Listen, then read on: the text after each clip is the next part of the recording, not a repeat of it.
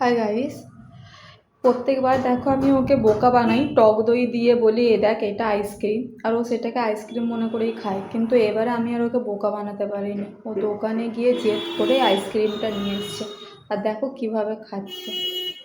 আমাকে একটু দেবে? দেখো আমাকে দেবেও না, ওর এমনিতেই ঠান্ডা লেগে রয়েছে, তার মধ্যে আবার বায়না করে আইসক্রিম খাচ্ছে। দেখো কিভাবে আইসক্রিম খাচ্ছে। একটু জিভটা দেখিয়ে দাও তো সবাইকে। এ বাবা, লাল হয়ে গেছে। কেমন আইসক্রিমটা কেমন?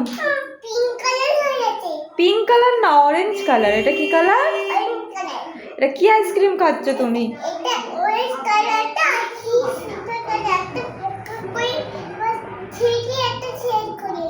ও আচ্ছা, কি বললো গাইস, আপনারা কিছু বুঝতে পেরেছেন? যদি বুঝতে পেরে থাকেন তাহলে অবশ্যই কমেন্ট করে জানাবেন যে ও কি বলতে চাইলো। আচ্ছা সবাইকে টাটা করে দাও, সবাইকে টাটা করে দাও। বলো আমি আইসক্রিমটা খেয়ে নিই, তারপরে সবার সাথে কথা বলবো।